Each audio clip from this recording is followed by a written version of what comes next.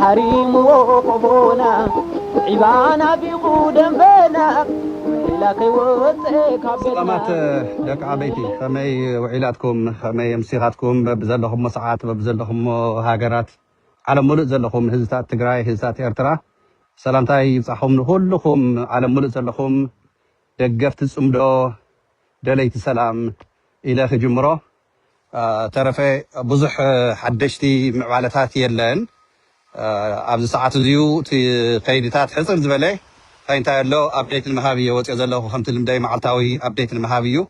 نا ببزلهم سلام نتمنى يكونوا كلهم تا صمدو حيزون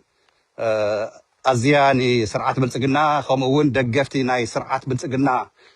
قصهم هبيات ويدما قوانانات سخونو حزب تግራይ حزب ኤርትራ حزب السودان سلام كيركب سلامينا ندلنا ولو نا امريكا وكلنا حيزم كمني اروان مسينغا حيزون لؤخات ناي سرعات بلصقنا جنسايدر دقفت ኮይኖም حزب تግራይ حزون ካልኣይ ዙርያ ዕላዊ جنسايد ንኽበጽሖ 80 ሚእታዊ ናይ ብልጽግና ሰራዊት ካብ ዓፋር ሰቆጣ ቀጽልካ ብኡ ናብ ጸለምቲ ዓደርቃይ ቀጽልካ ጎንደር ምዕራብ ትግራይ 40% መሬትና ወሪሮም ገዊጦም ዝሓዙ ጸላእትና مزيوم تسلف حيلي سرعات ناي أمريكا أمباسادر سمرت درجة أمال كوين زجلجل زلوا جوز خطريو كان هذا ينبرك سو تفترة زي يمثل ودي باسانجوز مثل أروان مسينجا قد محيزون دقاقي من ناو أسكوز مسأهو حادهم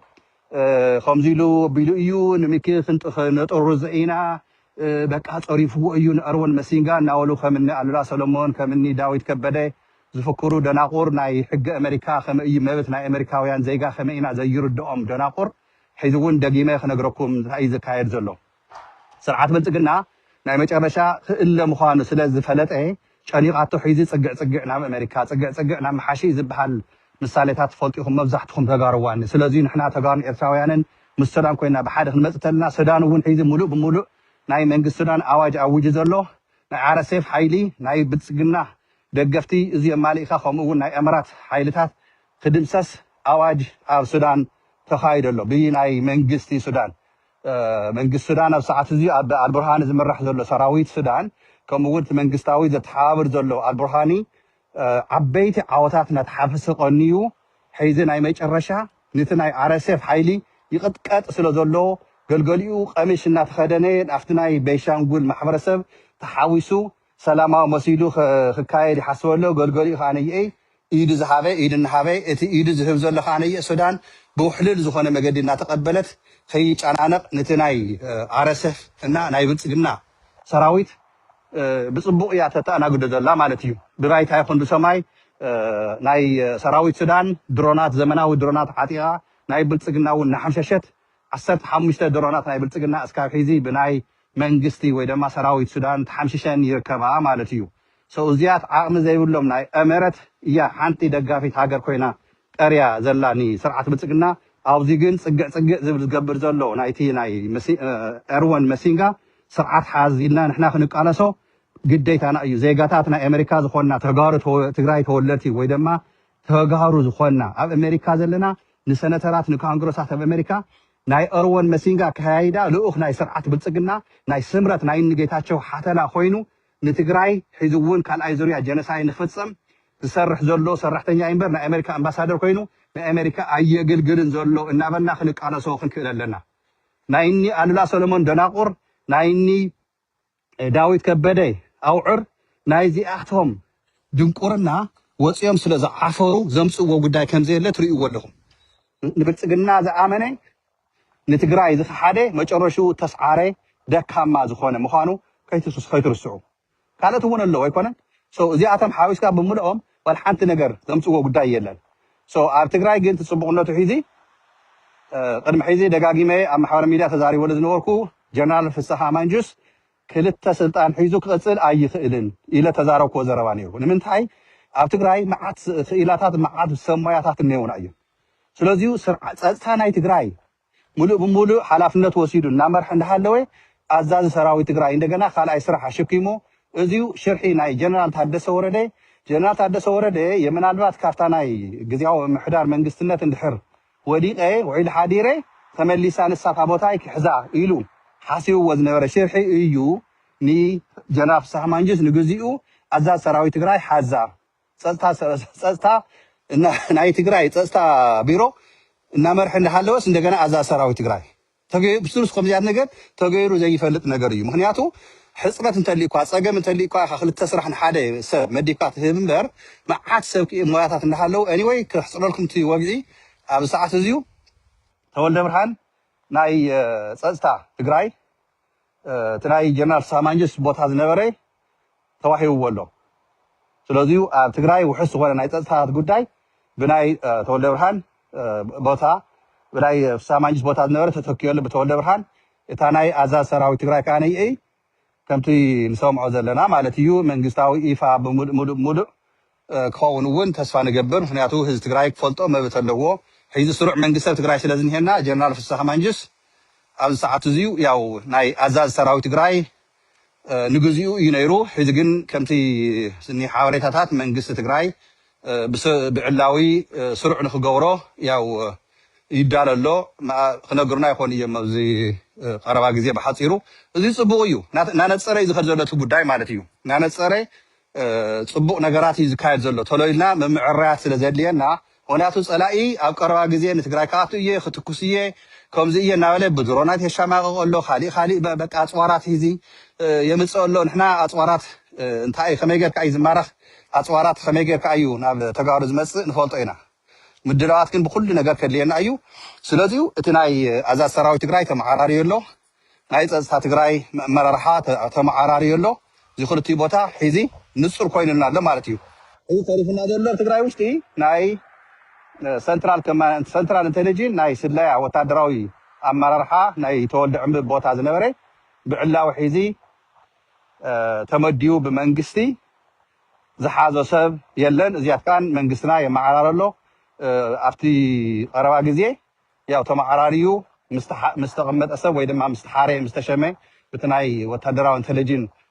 ከይድታት መጨረሻኡ እዚ እውን ናይ መጨረሻ መምዕራያት ንገብር ኣለና ማለት እዩ ወታደራዊን ኢንተሊጀንስ ናይ ስለያ ይኹን እዚኣት ኩሉ መሓወርካ እንድሕረ ጠናኺርካ ካሊእ ዝመፅእ ፅባሕ ንጎ ብዙሕ ንኣኻ ዘጨናንቕን ብዙሕ ንኣኻ ዘግድስን የለን ምክንያቱ ዘይቐሪ ኣብ ሰማይ ዘንጠልጠለ ደበና ናይ ማይ ዝወቅዕ ናይ ኩናት ዝመፅእ ዘሎ ንሕና ድሕሪ ሒዚ ናይ መሲንጋ ኤርወን መሲንጋ ፈኸራን ኣብ ኢትዮጵያ ዝዓቢ ዘሎ ልምዓትን ሰላምን እናበለ መግለፂ ዝሃቦ ኣብ ኣዲስ ኣበባ ብጣዕሚ መሕፈሪ እዩ ብጣዕሚ መሕፈሪ ኣሜሪካ ወታደር እውን ምስ ኢትዮጵያ ኮይና ክትሰርሕ ክትሕግዝ እያ ኢሉ መግለፂ ሂቦ ኣሎ እዚ እንታይ ማለት እዩ ናይ ኣሜሪካ ወታደር ኣዳናጊርና ናይ ኣሜሪካ ሎሜከራት ኣዳናጊርና እቲ ጽምዶ እቲ ሰላም ንክንፈጥር ምስ ኤርትራ ምስ ሱዳን ምስ ኣምሓራ ምስ ካሊእ ኣሰላልፋት ተሰሊፍና ዘለና ሒዚ እውን ንሕና ተጋሩ ተደቂስና ክንጠፍእ ዝስራሕ ዘሎ ብኣባሳንጆን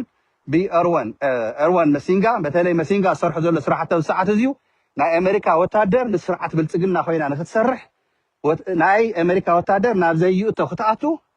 ዝሰርሑ ዘሎ ኤርወን መሲንጋ ናይ ኣሜሪካ ሰበስልጣናት ንሕና ስራሕና እዚዩ ኣድቮካሲ ዲፕሎማሲ ክንሰርሕን ክንነግሮምን ኣለና ናብ ኣሜሪካ ወታደር ናብ ዘይእትዋ ኢዳ ከይተእቱ ናብ ዘይምልከታ ናይ ኢራን ሒዚ እንታይ ትኾና ተፋጠጥ ኮይና ኣላ ሒዚ ኣይኮነን ናይ እስራኤል መንግስቲ ናብ ኣሜሪካ ይመፅእ ኣሎ ተረዲእኩም ድዩ ናይ እስራኤል ኣሜሪካ እዘን ኩለን ሃገራት ዝሕግዘአን ዘለዋ ተን ሓየልቲ ሃገራት ዝተባሃላ ኣሜሪካን እስራኤልን ንኢራን ክስዕራ ኣይከኣላን ኢራን ከመይ ገይራ ተንቀጥቅጠን ከም ዘላ ንርኢ ኣለና ኣብ ቀርኒ ኣፍሪካ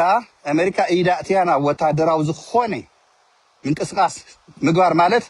ናይ ብላክ ሃክ ዳውን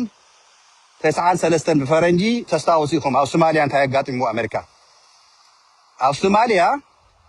ናይ ኣሜሪካ ሄሊኮፕተር 13 ወታደር ናይ ኣሜሪካ ዝነበርዋ ብናይ ሶማሊ ሰራዊት ተሓንሽሻ እያ ተስታውሱ እየ ሽዑ ቢል ክሊንተን ፕሬዚደንት ናይ ኣሜሪካ ነይሩ እቶም 13 ወታደር ዝተሓምሸሹ ገልገሊኦም ናሃቶም ነብሲ ኣብ ሞጋዲሹ እናተጎተተ ብዓለም ዝተርአየ ብቴሌቪዥን ሚድያታት ብጣዕሚ ዝሕዝንን ዝሕፍር ንኣሜሪካ ኸ እዩ ነይሩ ግን ወዲ ሰብ ተማረኸ ይኹን ሬሳ ከምኡ ጌርካ ጨካን ዝኾነ ካይዳ ኣብ ሶማልያ ተኻየደ ሽዑ ትኽክል ኣይኮነን ጌጋ እዩ ምክንያቱ እቶም ወታደር ያው ተወቂዓት ሄሊኮፕተሮም ዝሞቱ ሞይቶም ዘንተፍስ ነበሩ ካነየ እናጎተትካ መጎድሽ ንሬሳ ክተርኢ ጌጋ እዩ ንሕና እዚዩ ተጋሩ ከምዚ ዓይነት ፀባይ የብልናን ባህርያት የብልናን ነገር ግን እንታይ ኣብለኩም ዘለኹ ኣሜሪካ ካብ ዝሓለፉ ብታሪክ ተርእናዮ ኣሜሪካ ኢዳ ዘእተወትሉ ሃገራት ምንም ተኣምር ዘሪጋ ትወፅእ ትሃድም ተቐጥቂጣ ትወፅእ ትሃድም እምበር ስዒራ ኣይትፈልጥን ስለዚዩ ሓደ ህበይ ዝመስል ሰብኣይ እርወን መሲንጋ ዝተባሃለ ሰብኣይ ሒዚ ንስኻ ንባዕሉሲ ንባዕልኻ ሞ ሰብ ምሰል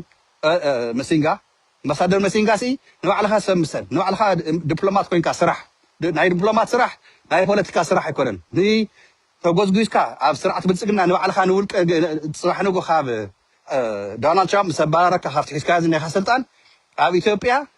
ቦላስኻ ተተኺሉ ሃፍተ ገነት ተዋሂቡካ ንስኻ ንኣባሳንጆ ንጉሳት ኮይንኩም ኢትዮጵያ ክትቅፅሉ ኣብቲ ናይ ደም ናይ ኣምሓራን ናይ ትግራዋይ ናይ ኦሮሞ ህዝቢ ናይ ካልእ ህዝብታት ናይ ቤንሻንጉልን ደም ትስዕስዑ ደም ይኹም ክተግስዑ ብኣፍኩም ምክንያቱ ናይቲ ምስኪን ሚልዮናት ህዝቢ ትግራይ ህዝቢ ኣምሓራ ካልኦት ህዝብታት ንስኻትኩም ሃፍቲንኩም ኣብ ኢትዮጵያ ክትነብሩ ኣይትኽእሉን ኢትዮጵያ ንኣኻትኩም ክተንብረኩም ኣይትኽእልን ህዝቢ ኢትዮጵያ ህዝቢ ትግራይ ካልኦት ህዝብታት እናተሳቀዩ እናሞቱ ንስኻትኩም ንውልቀኹም ረብሓታት ክትርብሑ ብናይ ስርዓት ብልፅግና ኣይንፈቅድን ንሕና ተጋሩ ኣብ ዓለም ሙሉእ ዘለና ክንቃለስ ኢና ብሰላማዊ መገዲ ንቃለስ ኢና ብዲፕሎማሲ ኣብቲ ባይታ ዘሎ ህዝብና ሰራዊትና መንግስትና ካነየ ኣትሪሩ ይቃወመኩም ኣትሪሩ ይቃለሰኩም ስለዚሁ ሓብ ዘቕሎ ተብልዎ ዘለኹም ናይ ኣሜሪካ ዲፕሎማት ኢድኩም ሰሓውልና ስርዓት ብልፅግና ክቕበርና ክቕበር እዩ ዘለዎ ስርዓት ብልፅግና ክጠፍእ እዩ ዘለዎ እምበር ህዝቢ ትግራይን ህዝቢ ኣምሓራና ትጨፍጨፈ ስቑኢሉ ዝፅበ ስቑኢሉ ዝርኢ ድሕሪ ሕዚ ማንም ኣካል ስለዘየለ ስለዚሁ ኩልኻ ተወላዲ ናይ ኤርትራ ይኹን ናይ ትግራይ ናይ ኢትዮጵያ ብሔረ ብሔራት ዝኾንኩም ለእርወን መሲንጋ የሚያደርገው ያለ አሁን አብረን መታገል አለብን ይህን ሰውዬው ከብልጽግና ሆኖ የአማራ ህዝብ የትግራይ ህዝብ የቤንሻንጉል ህዝብ የኦሮሞ ህዝብ የአፋር ህዝብ ሌሎች ተወላጅ ኢትዮጵያ ብሔረ ብሔር የሆኑ ለነሱን እያጠፋ ስርዓት ብልጽግናን የሚደግፍ ለአሜሪካ ሳይሆን ለብልጽግና ለአብይ አህመድ አሊ ለአባይ ኦሮሚያ የሚሰራ ያለ የአሜሪካ አምባሳደር እርወን መሲንጋ ይህንን አብረን በሰላማ መገዲ መታገልና አሜሪካ ውስጥ ሆነን ደግሞ ዲፕሎማሲ አድቮኬሲ ከነ አሜሪካ ሎው ሜከራት ከሰነተር ጋር ከኮንግረስ ጋር ሆነ ይህንን ደብዳቤን እየጻፍንን መታገል አለብን። ይሄ አሜሪካዊ የዝንጀሮ የሚመስል ሰውየው ለአሜሪካ ሳይሆን የሚሰራ ያለ አሁን የስምረት አባል ሆኖ የትግራይ ተወላጆች ጌታቸው ረዳ ነጻድቃን የፈጠሩት የሽብር ምንድነው ባለው ስምረት ተብሎ የተሸመ ፓርቲ የነሱ ደጋፊ ሆኖ ለአብይ አህመድ የሚያገለግል ስለሆነ ይሄንን መታገል አለብን። እሱ አይመለከተውና አብረን መታገል አለብን። አምሃርኛን ኢስቴክ ይደለኹ ይመስለኒ ሰሚዕኩም ለለኹም ዝተረፈ በብዘለኹም ሰላም ኩሉ ሓበርና ንቃለስ ሰብዚ ግን ኢዱና ተወይ ዝሕውዙ ዘሎ ፖለቲካ ናይ ተሃገር በዓላት ጠፍእ ዘላ ኢትዮጵያ ንአብይ አህመድ ግን እርወን መሲንጋ ከድሕኖ አይኽእልን ተቃለሱ ንጎብዝ አየኹም ኣብ ቀረብ